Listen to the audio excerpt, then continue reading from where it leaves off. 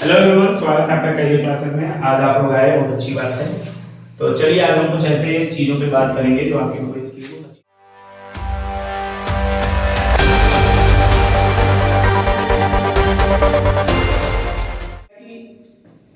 आप सभी लोग पढ़ने आते हैं, स्कूल में भी पढ़ते हैं, कोचिंग सेंटर में भी पढ़ते हैं, लेकिन क्या जितना पढ़ते हैं उतना आपको समझ में आता है? ऐसा नहीं है कि आपको भगवान ने या ईश्वर ने किसी को दिमाग कम दिया है। किसी के पास भी बुद्धि की कमी नहीं है, सबको उतना ही मिला है, सब उतना ही लेकर आता है। लेकिन फिर भी डिफरेंसेस क्यों होते हैं?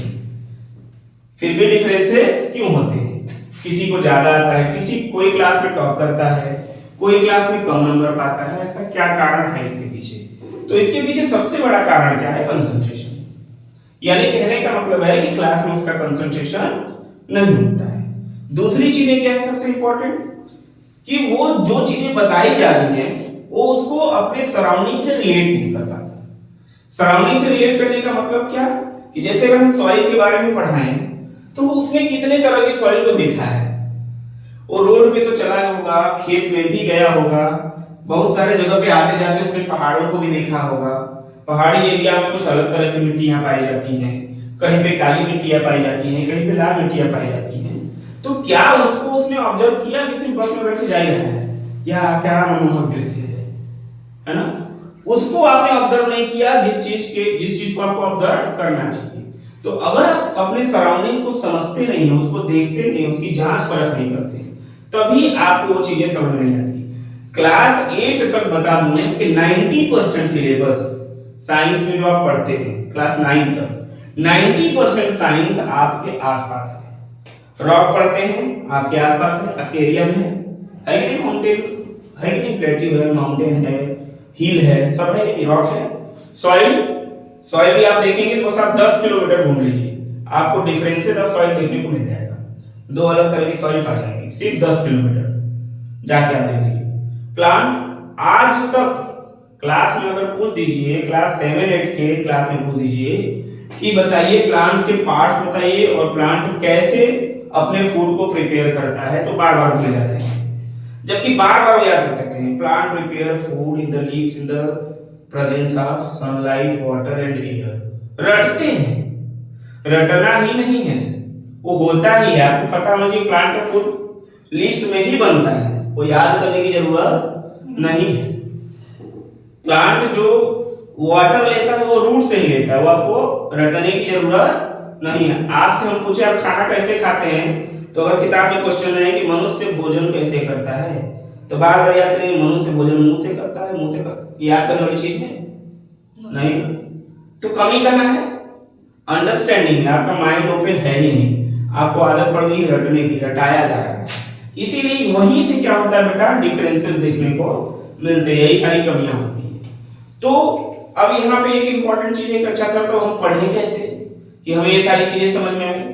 तो पढ़ना नहीं समझना है। जैसे आप कोई चीज पढ़ेंगे, कोई भी चीज ले लीजिए, चलिए हम वाटर के बारे में जानते हैं, वाटर के बारे में ऐसा कोई नहीं है जो वाटर के बारे में नहीं जानता है, सब पानी को जानते हैं, जानते ही नहीं जानते हैं। तो वाटर के साथ क्या क्या एक्टिविटी हो सकती है? अगर वाटर को हीट किया जाए तो क्या होगा बेटा? इवेपोरेट हो जाएगा। क्या हो जाएगा? इवेपोरेट हो जाएगा। अगर इसी जो इवेपोरेशन हो रहा है, अगर इसको कूल किया जाए तो ये क्या बन जाएगा? लिक्विड बन जाएगा। बन जाएगा नहीं बन जाएगा? अगर इसी लिक्विड को फ्रीज किया जाए तो क्या बन जाएगा? आइस बन जाएगा। बताइए बन जाएगा नहीं बन जाएगा? तो क्या ये चीजें कोई याद करने वाली है? ये तो हमें पता है, तो हम डेली अपने घर में देख रहे हैं कि पानी फ्रिज में रख रहे हैं तो सुबह बर्फ जैसा जम जा रहा है। जब डेली देख रहे हैं तो आपको बार बार फ्रीजिंग की डेफिनेशन याद क्यों करनी पड़ रही है? कारण आप उससे रिलेट नहीं किए कि फ्रीजिंग यही होता है। घर में कुकिंग होता है, केमिकल रिएक्शन, केमिकल चेंज और फिजिकल चेंज जानते हैं, केमिकल चेंज और फिजिकल चेंज जानते हैं, बार बार आप पढ़ते हैं। Chemical change is a change that can not be reversed in the original form, मतलब फिर से उस फॉर्म में वापस ना आ पाए, ऐसे चेंज को केमिकल चेंज कहते हैं। बेटा होता ही है, पेपर जलाने के बाद फिर राख से पेपर नहीं बनेगा, खाना पकाने के बाद कच्चा चावल दाल नहीं बन जाएगा, लेकिन वहां रीजन क्या है कि आप बार बार उसको याद करते हैं। बताइए आप इसको याद करता है? नहीं करता है। अभी हम पूछ देंगे तो बहुत लोग नहीं बात दे पाएंगे। कारण क्या है पता है? उन चीजों को समझ नहीं पा रहे जो उनके आसपास वो घटनाएं घटित हो रही है, उसको समझते नहीं, इसलिए उनको रटने की जरूरत पड़ती है। इसीलिए उनको रटने की जरूरत पड़ती है। यही अंडरस्टैंडिंग की कमी आपको क्या करती है? पीछे छोड़ देती है। और जो उन चीजों को समझ गया है, आप बताएंगे 2 मिनट वहां सुन लेंगे, ये तो होता है, हम दिन में करते हैं। तो ये कैसे? क्योंकि उसकी समझ डेवलप है, आपकी समझ डेवलप नहीं। आप अपने सराउंडिंग्स को ऑब्जर्व नहीं कर रहे हैं। अपने सराउंडिंग्स को और ऑब्जर्व करेंगे तो ये प्रॉब्लम आपके साथ भी नहीं होगी। दूसरी चीज, अब बात आती है कि अच्छा सर तो हम पढ़ें कैसे, चीजों को किस तरह से तैयार करें? तो आप लोगों के पास किताबें हैं, क्वेश्चन आंसर स्कूल में लिखाया जाता है। आप लोग क्वेश्चन आंसर को बार बार क्या करते हैं बेटा? रटते हैं। मैं बता रहा हूं, एक रूल होता है। क्या होता है? एक रूल होता है 3, 5, 7, 14। एक तरह से रूल है, कुछ भी आप फॉलो कर लीजिए अपने लिए। पहले क्या करिए? कोई भी चीज 3 बार पढ़िए। जैसे बुक अगर आप है साइंस के चैप्टर है कोई, तो 3 बार उसको पढ़ लीजिए। क्या करिए? 3 बार। पहली बार क्या करना है? पहली बार 3 बार पढ़ना है ना? पहली बार में क्या करेंगे? उस चैप्टर को 3 बार पढ़ेंगे। तो 3 बार क्या एक ही दिन पढ़ लेंगे? तो नहीं, पहले दिन पढ़ना है, फिर तीसरे दिन पढ़ना है, फिर 5वें दिन पढ़ना है, फिर 7वें दिन पढ़ना है, फिर 14वें दिन पढ़ना है। ऐसे से आपको डिस्टेंस देते जाना है। जैसे पहले दिन पढ़ेंगे, थोड़ा थोड़ा समझ में आया, फिर आप क्या करिए? तीसरे दिन पढ़िए, थोड़ा फिर समझ में आया जो बोल रहा है, फिर क्या करिए? 5वें दिन पढ़िए। तो ऐसे जब पढ़ेंगे, जहां 3-4 बार पढ़ेंगे, उसमें मैक्सिमम कंटेंट आपको याद हो जाएगा। तो आपको क्वेश्चन आंसर याद नहीं करना है, आपको उस चैप्टर को कई बार पढ़ना है। जब आप उस चैप्टर को कई बार पढ़ेंगे तो आपको सिर्फ 2-4 लाइन का आंसर नहीं, पूरी किताब याद होगी। क्या याद होगा? पूरी किताब याद होगी। लेकिन अगर ऐसा करेंगे तब, अगर नहीं करेंगे तो ऐसा कभी नहीं हो सकता। आपको कभी कोई चीज याद नहीं होगी। Book reading is must. आपको क्वेश्चन आंसर का कॉपी उठाना ही नहीं।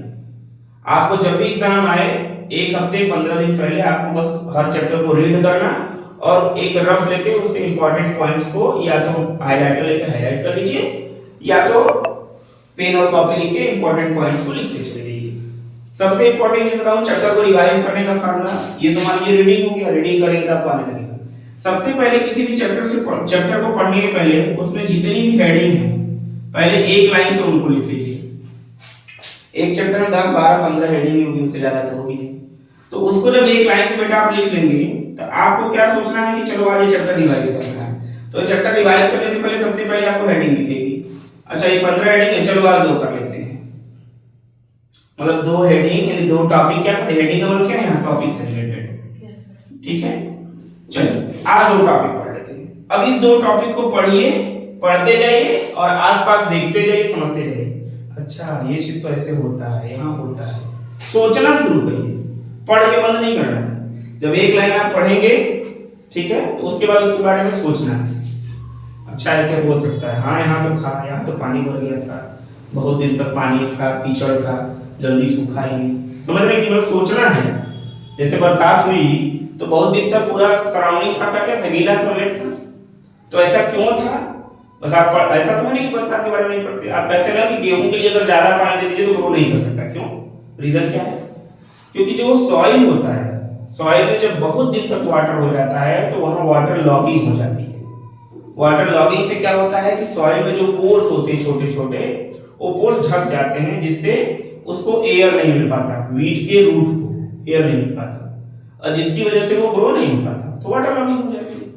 तब वाटर लॉगिंग पढ़ रहे हैं, अगर तब वाटर लॉगिंग समझना है। वाटर लॉगिंग होता क्या है? यानी ट्रैप, एयर पूरी तरह से अब अंदर जाएगा नहीं, पूरा लॉक हो गया, उसी को क्या कहेंगे? वाटर लॉगिंग से वहां कुछ भी ग्रो नहीं हो सकता। तो इसमें समझने कि आप अपने आसपास नहीं देखते हैं, बहुत दिन तक पानी रहता है, तो अगर किसी भी तालाब में बहुत दिन तक पानी, तो उसमें पेड़ देखिए सड़ जाता है। क्यों सड़ जाता है? सोचिए, यही तो वाटर लॉगिंग का इफेक्ट है ना? तो इस तरह से आपको करना है। कोई भी चैप्टर रिवाइज करना है तो 2-2 टॉपिक आप क्या करिए, उसमें से आज सोचिए 2 आज पढ़ना, 2 कल पढ़ना, 2 परसों, 3 दिन में, 4 दिन में, 5 दिन में खत्म। फिर 3 दिन बाद, 4 दिन बाद, 5 दिन बाद उसका एक बार रिवीजन करिए। इस तरह से करेंगे तो आपको पूरी की पूरी बुक का हेड, कोई पूछेगा आज ये चैप्टर पढ़ना बेटा क्या क्या है इसमें, तुरंत एक लाइन से कथा जैसे मंत्र बोलते हैं ना वो बस उसी तरह से तुम टॉपिक बोल दोगे, टीचर भी सोचेगा कि कहां क्या कैसे पढ़ता है। लेकिन आप क्या करते हैं, बुक कभी नहीं उठाते, बुक एक बार स्कूल में पढ़ा दिया गया दोबारा बुक नहीं उठाते। यही सबसे बड़ा माइनस पॉइंट है आपकी नॉलेज की कमी, आपकी नॉलेज में कमी है, इसका कारण है कि आप बुक दोबारा छूते हैं। बुक से ज्यादा नॉलेज आप कॉपी में लिखते हैं, बताइए आप 10 ही क्वेश्चन लिखते हैं 12 क्वेश्चन, तो बताइए बुक में ज्यादा मटेरियल है, मैटर है कि कॉपी में आपके? बुक्स में है ना, तो किसको पढ़ना चाहिए? बुक्स को पढ़ना चाहिए। आप बार बार बुक्स पढ़िए, कॉपी भूल जाइए, अपने से दिमाग में क्वेश्चन बनाइए, अपने से क्वेश्चन लिखिए, तब देखिए आपका कितना डेवलपमेंट होता है। हमारे बहुत सारे स्टूडेंट्स हैं, तो कुछ रखने वाले भी हैं, कुछ नॉन रखने वाले भी हैं, कुछ को किताबें याद है, कहीं से क्वेश्चन दे लिख के आंसर दे दे रहे हैं। इसका कारण क्या है कि उनको जो बताया जा रहा है वो फॉलो कर रहे हैं, जो नहीं कर रहे हैं, जो अपने तरीके से चल रहे हैं, तो अपने तरीके से अगर आप पहिए चलने लगेंगे तो फिर हम लोग का क्या मतलब है? हम ना तरीका आपको बताएंगे, आप थोड़ी हमको तरीका बताएंगे, या हो सकता है हमारे तरीका बताने के बाद आप उसमें और कुछ रिसर्च करके हमको बताओ, हो सकता है अच्छा लग जाए, हाँ ये मेथड सही है कि नहीं? लेकिन ऐसा कब होगा? जब आप बुक रीडिंग जितना करेंगे उतना नॉलेज आपका बढ़ता जाएगा, जितनी अधिक बुक रीडिंग करेंगे उतना अधिक नॉलेज बढ़ता जाएगा। एक चीज जैसे ही तीसरी बार किताब पढ़ना शुरू करेंगे ना, आपको बता रहा हूँ किताब से ज्यादा समझ में आने लगेगा, जितना किताब में मैटर दिया है उससे ज्यादा समझ में आने लगेगा। जैसे ही तीसरी चौथी बार उस चैप्टर को पढ़ना शुरू करेंगे तुरंत उससे ज्यादा समझ में आपको आने लगेगा। ठीक है, मान लीजिए ये ऐसे सब्जेक्ट के बारे में हो गया जो थ्योरिकल है, ठीक है। अब हमारे पास क्या आता है? मैथमेटिक्स, यानी टेक्निकल। क्या आता है? मैथमेटिक्स। टेक्निकल की बात करेंगे, टेक्निकल स्टडी को फिर हमको कैसे करना, जो मैथमेटिक्स उसको कैसे करना है। तो मैथमेटिक्स को करने के लिए सबसे पहले क्या समझना? बेसिक कॉन्सेप्ट समझना है, बेसिक कॉन्सेप्ट समझना है। बस बेसिक कॉन्सेप्ट का मतलब व्यवहारिक जीवन में उसका क्या उपयोग है, जो चैप्टर आप पढ़ रहे हैं। जैसे आप मान लीजिए सिंपल इंटरेस्ट पढ़ते हैं, सिंपल इंटरेस्ट पढ़ रहे हैं तो सिंपल इंटरेस्ट का आपके जीवन में क्या महत्व है? सिंपल इंटरेस्ट का आपके जीवन में क्या महत्व है? सिंपल इंटरेस्ट का मतलब क्या होता है? किसी भी मूल्य पर जब एक्स्ट्रा पैसा कुछ समय के बाद पे करना पड़े आपको, उसे ऐसा ही कहते हैं कि नहीं? तो उसको समझना है कि मैंने आपको 1000 रुपया दिया, 10% पे दे दिया, तो 1000 का 10% होता है बेटा 100 रुपए। कितना होता है? 100 रुपए। तो मतलब हमको उसको 1100 रुपया देना है। अब बताइए ये कॉन्सेप्ट क्लियर हो गया कि भाई किसी से भी पैसा लेंगे, जितना परसेंट मांगो उतना परसेंट लगा के हमको देना ही पड़ेगा। अब क्या बताइए, बार बार आपको ऐसा ही जीवन में कभी दोबारा पढ़ना ही नहीं पड़ेगा। तीसरी चीज, अब इसी में देखिए कि जब इस टॉपिक को, इस केस को आप समझ गए कि ऐसा ही क्या होता है, तो उसमें से क्या करना है? आपको सारे क्वेश्चंस पे एक बार रीडिंग करनी है, जितने भी क्वेश्चन दिए उसको पूरे रीड करना है। रीड करने के बाद उसमें से क्या देखना है आपको? उसमें से ये देखना है कि कौन कौन सा क्वेश्चन अलग तरीके का है। इसमें क्या पूछ रहा है? किसी में रेट पूछ रहा होगा, किसी में टाइम पूछ रहा होगा, किसी में प्रिंसिपल पूछ रहा होगा, किसी में अमाउंट पूछ रहा होगा, किसी में एसआई पूछ रहा होगा। तो जब ये कंडीशन हो तो हम उसको कैसे फाइंड करेंगे? फाइंड करने का तरीका सोचना है और उस डिफरेंट क्वेश्चन को कि किस तरह से हमको, यानी एसआई का किस तरह से क्वेश्चन हमसे पूछा जा सकता है। इस चीज को पहले ऑब्जर्व करना है, पहले क्वेश्चन नहीं लगाना है। पहले अच्छा इसमें ये पूछा, रेट पूछा, मतलब रेट ऐसे निकालना। आर इज इक्वल टू क्या होता है? SI into 100 by P into T. क्या होता है? p into r into t by 100। SI into 100 by p into T. अगर r पूछेगा तब t पूछेगा तो वहां p इनटू r हो जाएगा, p पूछेगा तो वहां r इनटू t हो जाएगा, इनटू एसआई इनटू 100 ऊपर आ जाएगा।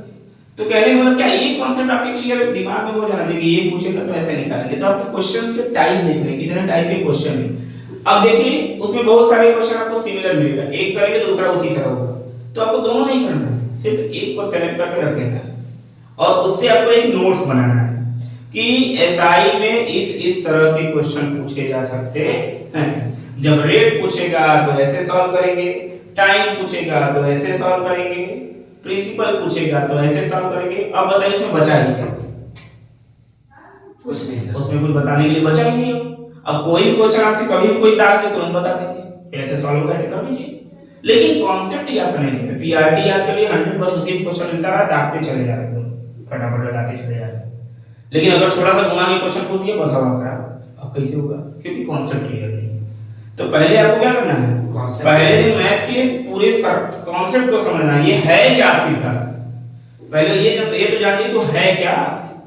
जैसे कोई भी मार्केट में चीज लेने जा रहे हैं, कोई भी आइटम अगर लेने जा रहे हैं तो पहले पूछेंगे, जैसे कपड़ा लेने जा रहे हैं तो उसकी क्वालिटी ऐसे देखते हैं, फिर ऐसे तान तान के देखते हैं, समझ रहे हैं? जब उस कपड़े में जाके नहीं मजबूत है, कुछ दिन चल जाएगा, कलर तो नहीं उड़ जाएगा, ऐसे ऐसे करके देखेंगे छूट तो नहीं रहा है। तो इसी तरह से आपको उस चैप्टर को भी खरीदना है कि इसमें क्या क्या पूछ रहा है और ये चीज ही हमें जानना है, बाकी तो हमेशा क्लियर हो गया।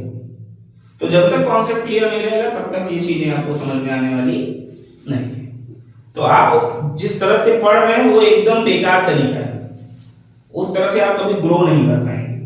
मैं बता दूं, मैथमेटिक्स से मुश्किल से 25 से 30 चैप्टर टोटल हैं, 25 से 30 चैप्टर टोटल हैं जो इम्पोर्टेंट है, और उसी चैप्टर के बेस पे और भी चैप्टर्स बना दिए गए हैं। जैसे आपके मैथमेटिक्स में आर से उठा लीजिए 24-25 चैप्टर दे दिया, वही 24-25 चैप्टर घुमा फिरा के समय पूछता है, बस नाम बदलता रहता है। जैसे आप क्लास 5 में पढ़ते हैं डेटा एनालिटिक्स पढ़ते हैं, क्लास 7 में भी पढ़ते हैं, 6 में भी पढ़ते हैं डेटा एनालिटिक्स, आगे चल के वो स्टैटिक्स में जाता है तो वही ना, अंतर कहाँ हुआ?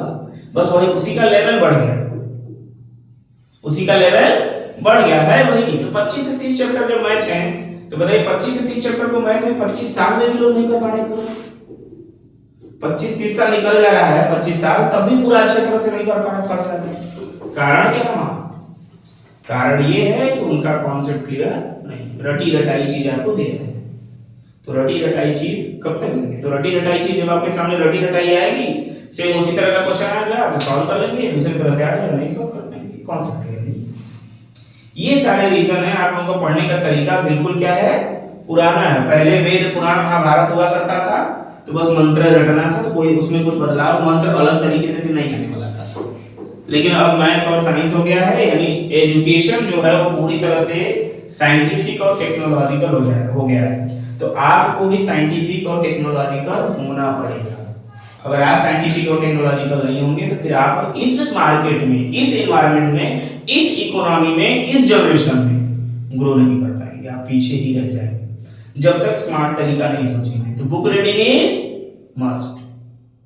सबसे पहले क्या करना है? जितने भी थ्योरिटिकल चैप्टर हैं टारगेट कर लीजिए कि आज हमको एक चैप्टर पढ़ना है। अगर एक चैप्टर नहीं पढ़ना है तो उसमें से 2 टॉपिक ही पढ़ना है, 2 टॉपिक साइंस के, 2 ज्योग्राफी के, 2 हिस्ट्री के, 2 सिविक्स के, बस। उसके बाद किताब बंद, बस इतना पढ़ना है। उसके बारे में बैठ गए बाहर, बैठ गए छत पे, बाहर कुर्सी लगा ली, अच्छा ये पढ़ते ना, अच्छा इसीलिए इसको ट्री कहा जाता है, इसीलिए इसको प्लांट कहा जाता है, क्योंकि ये मोटा है, बड़ा है, ये छोटा है और पतला है, इसलिए प्लांट है, वो ट्री है, वो मजबूत है, कमजोर है। तो आपको क्या करना है? कोई भी चीज पढ़ने के लिए सोचना है उसके लिए, और जब आप इमेजिनेशन करेंगे, ऑब्जर्वेशन करेंगे, तो वो चीजें आपको कभी नहीं भूल सकते। आया समझ में ना? यही सारी कुछ छोटी छोटी चीजें हैं जिनको ध्यान में रखेंगे तो आपकी ग्रोथ बहुत अच्छी हो सकती है। और आज का कंपटीशन इतना हाई हो चुका है कि जिस तरह से आप पढ़ रहे हैं उस तरह से आप एक छोटे से क्विज कंपटीशन में भी फाइट नहीं कर पाएंगे, और वो IIT JEE लेवल की कंपटीशन की तो अलग बात होगी। तो आपको उस तरह से सोचना है जैसे मैं बता रहा हूँ, तब तो जाके ग्रोथ होगी, नहीं तो नहीं होगी। ठीक है, तो आज के लिए बस इतना ही। अगर आपको सही लगा हो तो इस चीज को फॉलो करिए, और 100% मैं उम्मीद करता हूँ अगर फॉलो करेंगे तो आप देखिएगा उसका इंप्रूवमेंट आपको सिर्फ 1 महीने के अंदर देखने लगेगा। लेकिन इस तरह से करेंगे तब, अगर नहीं करेंगे तो नहीं मिलेगा। और दूसरी चीज, पढ़ाई के लिए हमेशा रेडी रहिए। जहां भी कोई चीज ज्ञान वाली बात हो वहां से भागने की कोशिश मत करिए। जब भी कोई बता, कोई भी बड़ा बुजुर्ग अगर कुछ बता रहा है, पहले ध्यान से सुनिए, क्योंकि बता रहा है इसका मतलब कुछ तो रीजन है, आपको क्यों बताना चाहता है। अगर कोई बता रहा है तो वो क्यों बताना चाह रहा है, यानी उसने आप में कुछ गलतियां देखी होंगी, उसको सुधारना चाह रहा होगा, या ये देख रहा होगा कि आप सुधरे हुए हैं तो आपको बिगाड़ना चाह रहा होगा। तो आप सुधरे हुए आपको बिगाड़ना चाहे तो आप समझ जाएंगे भाई, अगर वायरस आएगा आपके अंदर तो आप समझ जाएंगे, लेकिन एंटीवायरस आएगा तो मजबूती बढ़ेगी। तो अगर आप समझदार हैं तो बाहर वाला अगर कुछ बोलेगा तो आप समझ जाएंगे ये तो हमको बिगाड़ना चाह रहा है, तब तो समझ जाएंगे, है ना। लेकिन आप खुद वायरस हैं और एंटीवायरस लाएंगे तो आपको इफेक्ट नहीं पड़ेगा। क्या की बात कर रहे हैं, दिमाग खराब कर, इतना बढ़िया खेल रहे थे, डिस्टर्ब कर दिए, समझ रहे हैं। तो पहले में आपसे वायरस भरा आपके अंदर, एंटीवायरस काम नहीं करेगा, अगर एंटीवायरस पहले से है तो जितने भी वायरस आएंगे उसका समझ में आएगा, यानी जो भी ऐसी कोई बात करेगा जिससे आपके ऊपर इफेक्ट पड़े आप समझ जाएंगे। तो इसका मतलब अगर सामने वाले की बात आपको अच्छी नहीं लग रही है, वो सही चीज बता रहा है, तो इसका मतलब आपने वायरस भरा है। याद रखिए, सामने वाला अगर कोई ज्ञान की बात आपको बता रहा है और आपको अच्छी नहीं लग रही है, अरे फालतू ज्ञान फुकरादी कर रहे हैं, तो वहां पे क्या होगा पता है, वो चीज आपको बुरी लगी। इसका मतलब आप खुद समझ जाइए कि आपके दिमाग में गलत चीज है, उसके दिमाग में गलत चीज नहीं। आप वहां तुरंत समझिए, स्ट्राइक करिए, हमारी बात याद करिए कि सर बोले थे कि अगर किसी की बात अच्छी नहीं लग रही इसका मतलब मेरे अंदर कमी है, उसके अंदर कमी नहीं है। अगर वो आपके अंदर कमी नहीं है तो समझ जाएंगे वो गलत बता रहा है, कहेगा ये सब चीज हमको गलत है, ये सब चीज हमको ना करनी है, तब आप समझ जाएंगे। लेकिन आप पहले से ही गलत हो गए तो अच्छी चीजें भी भूल लगेंगी। तो इन चीजों को ध्यान देना है, अगर लाइफ में ग्रोथ करना है तब, नहीं टाइम पास करना तो कोई बात ही नहीं है ना। और ग्रोथ आपको खुद से करना है, पेरेंट्स सिर्फ पैसा दे सकते हैं, ज्ञान आपको नहीं दे सकते, ज्ञान गुरु ही देगा। अब गुरु की बात मानेंगे तब तो ग्रोथ होगी, नहीं मानेंगे तो नहीं, सिंपल सी बात नहीं होगी। ठीक है, ठीक है, तो आज के लिए बस इतना ही। बाकी अगले सेशन में हम लोग कुछ और बातें करेंगे, कुछ और चीजें समझेंगे, कुछ आपको पढ़ के भी बताएंगे, कुछ टेक्निक भी सिखाएंगे कैसे किया जाता है। ठीक है, मैथमेटिक्स में भी आप थोड़ा टेक्निक खोजा करिए, एडिशन, सब्ट्रैक्शन, मल्टीप्लिकेशन, डिवीजन का। देखिए आपको डिवीजन पता है ना, तो यहाँ लिखा भैया क्या 96 और यहाँ लिखा है 4, ये 9 है, 4 2 जा 8, बचा 1 6, 4 4 जा 60। इतना प्रोसेस करने के 96 में करना था, दिमाग में करिए, 9 है, 4 2 जा 8, 1 6, 4 4 जा 60 हो गया। लेकिन आपको पता होता है ना कि पहले 9 करेंगे, तो ये चीजें भी तो क्लियर होनी चाहिए। मल्टीप्लाई करना है तो ये 45 का हमको करना है 33 से। 45 का 33 से क्यों करेंगे, आप पहले 45 का 30 से कर दीजिए। किससे कर दिए, 30 में भी 30 का नहीं करना है, सिर्फ 3 का करना है। कितना हो जाएगा, 4 दिया 12, 5 दिया 15, 120, 135, 135 पे लगाइए 0 1350। अब 45 का 3 बार कर दिए, 2 बार में खट से आंसर जाए। और इसको आप मेंटली भी, दिमाग में भी कर सकते हैं, इसको यहाँ करने की जरूरत नहीं पड़ेगी। ये सब चीजें हम आपको सिखाएंगे। फिलहाल काफी लंबा हो जाएगा, आप बोर हो जाएंगे क्योंकि पढ़ाई किसी को अच्छी लगती नहीं है। ठीक है, चलिए आज के लिए इतना ही, धन्यवाद।